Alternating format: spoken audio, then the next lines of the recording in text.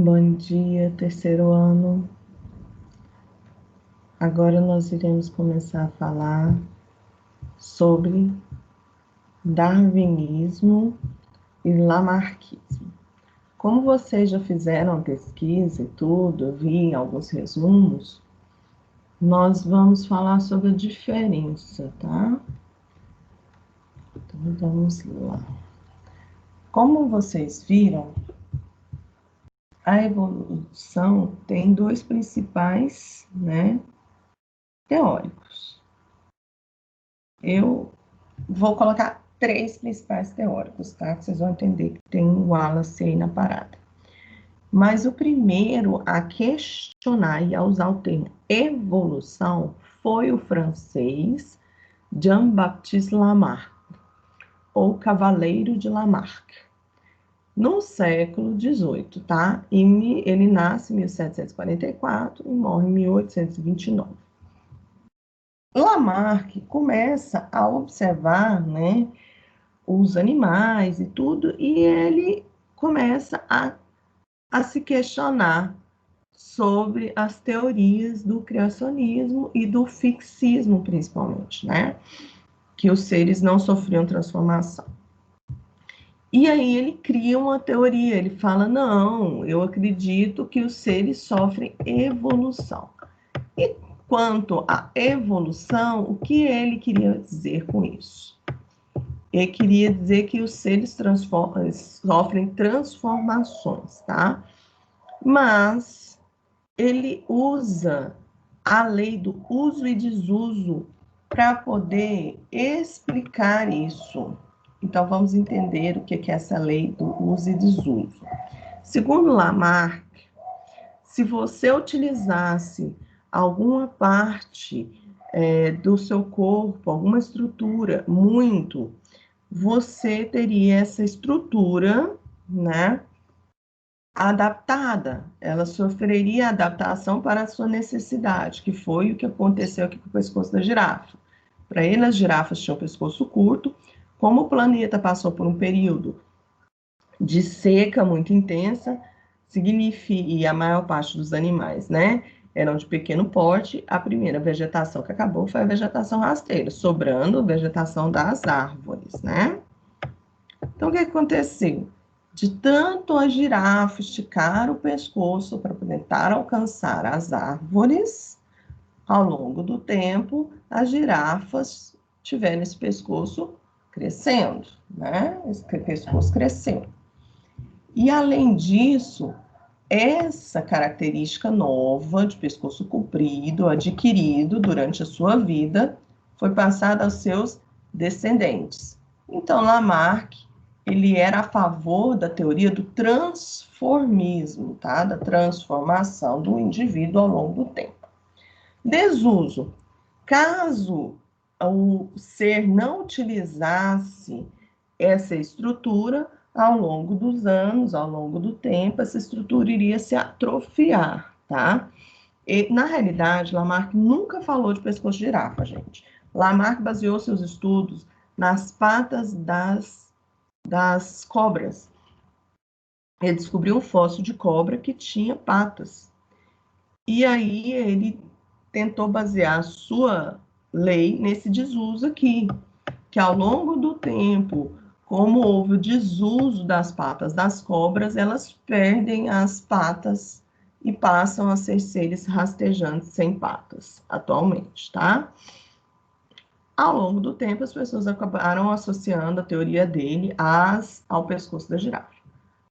Bom, é claro que essa teoria foi derrubada porque nós temos hoje, se você parar para pensar, existem mulheres que usam argolas no pescoço, elas são mulheres chamadas mulheres girafas, elas são, elas são de tribos africanas, é um ritual, tá?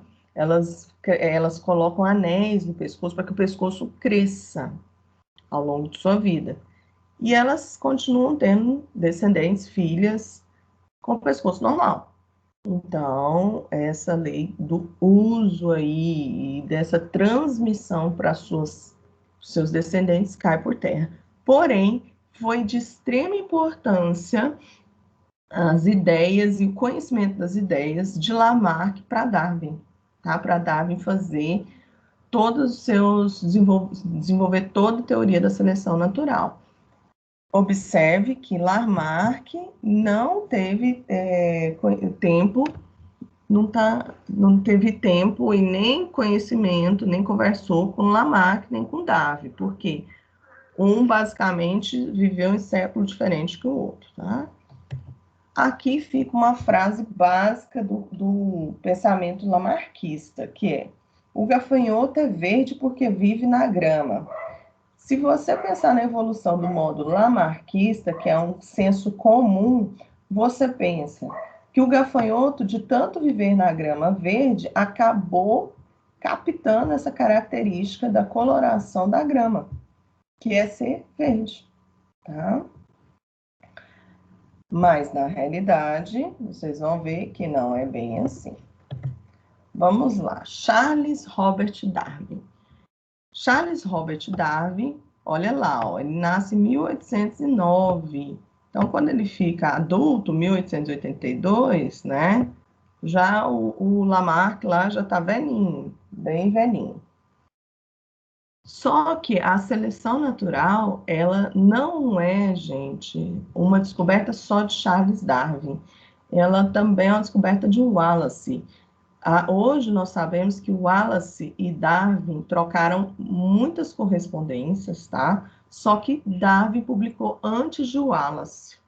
O Wallace faz as mesmas experiências e chega na mesma conclusão que Darwin, só que ele faz mais experiências na ilha da Indonésia, tá? Enquanto Darwin faz suas experiências na ilha de Galápagos. Então, o que Darwin fala? Primeiro que Darwin teve acesso aos conhecimentos de Lamarck, tá, gente? E isso aí deu um clique, num estalo aí na cabeça de Darwin, falou, nossa, é mesmo. Por que esses seres aí são tão parecidos e têm essas pequenas diferenças? A teoria de Darwin, ela é escrita em cima dos tentilhões da realidade, tá? Que são pássaros muito parecidos. Para Darwin, eram pássaros iguais. Ele captura esses pássaros em vários locais, em várias ilhas, e ele manda esses pássaros para um amigo dele, que vai fazer a pesquisa e vai falar para ele, quando ele volta da sua expedição, do Beagle e tudo, que eram espécies diferentes. E aí Darwin fica com aquilo na cabeça. Como que são espécies diferentes, pássaros tão parecidos? Daí, ele cria sua seleção natural, a teoria da seleção natural. Ele fala que era uma população só de pássaros, com o movimento das placas tectônicas, sim, ele já tinha conhecimento sobre o movimento das placas tectônicas, já tinha estudado sobre isso. Esses pedaços de terras, né, ilhas, foram se separando, se distanciando, e essas populações foram se separando. Com isso, o clima dessas ilhas separadas mudou. E aí, os pássaros de cada ilha foram selecionados. Como assim? Os pássaros dessa primeira ilha aqui, ó, vamos supor que aqui tinha muito sol.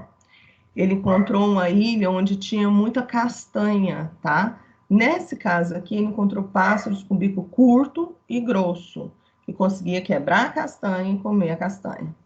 Já o pássaro da ilha 2 tinha um bico fininho e comprido. Ele observou que era uma ilha que ainda tinha muita fruta, chovia muito ainda.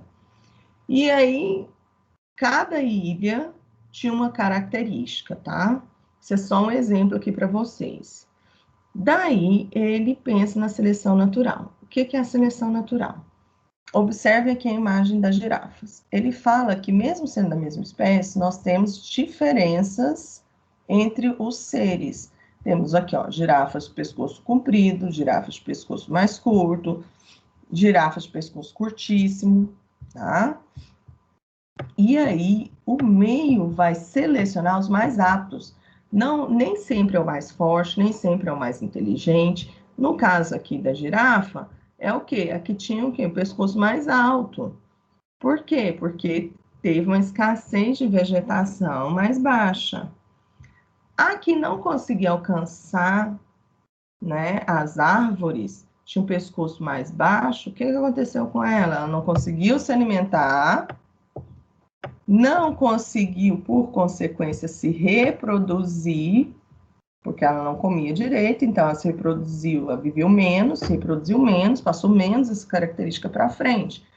Quem se alimentou mais foi a girafa de pescoço comprido, teve mais tempo de sobrevivência, teve mais tempo de reprodução, e por isso passou essa característica para os seus descendentes.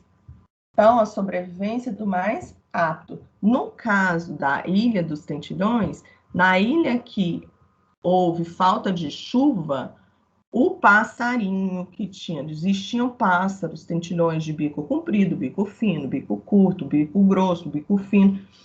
O pássaro que tinha o biquinho mais grosso conseguiu quebrar a castanha e comer. O que tinha o bico mais fino não conseguiu. Então, esse passarinho morreu, ele não passou sua característica para frente. Quando Darwin chegou lá, todos os tentilhões que estavam nessa ilha número 1 tinham o bico quê? Mais grossinho, tá? Então, é a sobrevivência do mais apto, que nem sempre é ser mais forte, que nem sempre é ser mais inteligente, vai depender do que o meio está exigindo naquele momento, tá bom?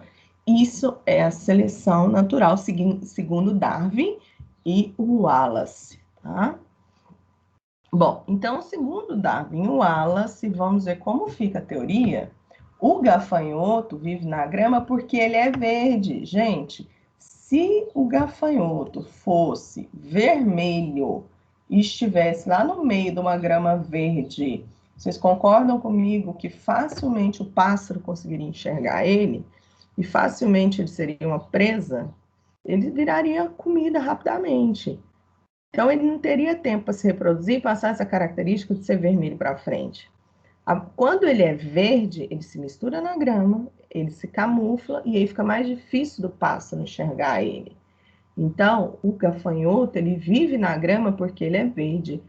Essa realmente é a definição correta de darwinismo, de evolucionismo. A única coisa que Darwin e Wallace não conseguiram definir nas suas teorias foi como essas características passam para frente. E essas teorias estavam sendo escritas por Mendel na mesma época, tá? Só que Mendel manda isso para a comunidade científica, só que a comunidade científica não tem a menor condição de entender os cálculos matemáticos de Mendel na época. Então, Mendel estava avançado 100 anos, né, em relação ao seu tempo, né, em relação ao conhecimento das pessoas, e ele tinha explicação de como se passava para frente.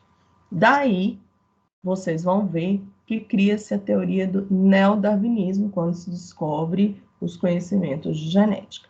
Pessoal, eu espero que vocês tenham aprendido aí a diferenciação entre darwinismo e lamarquismo, tá? É isso. O vídeo foi bem curtinho mesmo, só para a gente entender a diferença de um para o outro. Eu espero que vocês estejam se cuidando e até a próxima.